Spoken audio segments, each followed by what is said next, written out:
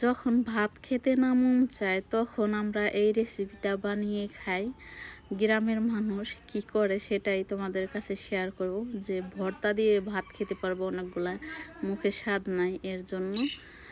আসসালামু আলাইকুম, কাছে বা দূরে যে যেখানে আছো আশা করি সবাই ভালো আছো। সকাল সকালে চলে গেছি পেঁপে, দেখো একদম গাছ থেকে পেঁপে ছিঁড়ে নিয়ে আসতেছি। কত সুন্দর সবুজ, যেদিকেই তাকাই শুধু সবুজ আর সবুজ, খুবই ভালো লাগে। আর এইরকম টাটকা টাটকা জিনিস দিয়ে যে কোনো খাবারই রান্না করলে সেই মজা হয়।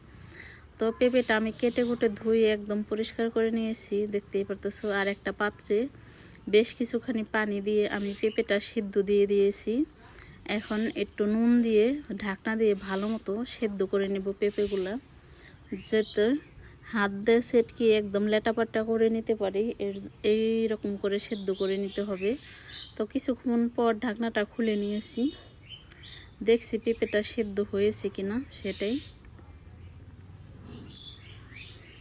পেঁপেটা সেদ্ধ হয় না, আর একটু সেদ্ধ হবে। তো কিছুক্ষণ পর পেঁপের টুকরোগুলো তুলে নিচ্ছে, দেখো কালারটাও চেঞ্জ হয়ে গেছে, মানে ভালো মতো সেদ্ধ হয়ে গেছে।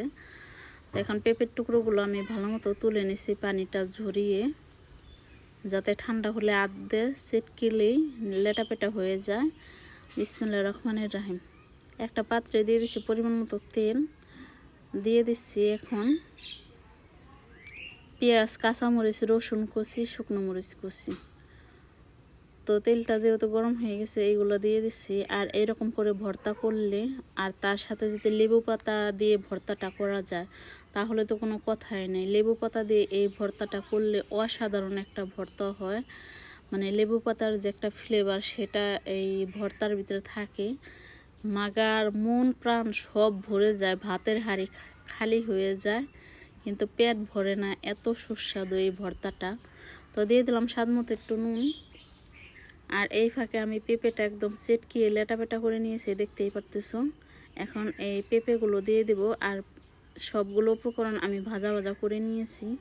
এরকম করে ভর্তাটা করলে অনেক সুস্বাদু হয়। একবার হলো বানিয়ে দেখো, যে রেজাল্টটা কি আসে সেটা কিন্তু কমেন্টে জানিয়ে দিও। তো দিয়ে দিলাম পেঁপেটা, দিয়ে এখন নেড়ে চেড়ে একদম ভাজা ভাজা করে নিব। দিয়ে দিচ্ছি এখানে একটা লেবু পাতা ছিঁড়ে। আর এখানে দিয়ে দিচ্ছি এখন সস পাতা কুচি, আমাদের বাসায় যে সস পাতা কুচিগুলো থাকে সেই সস পাতা কুচি।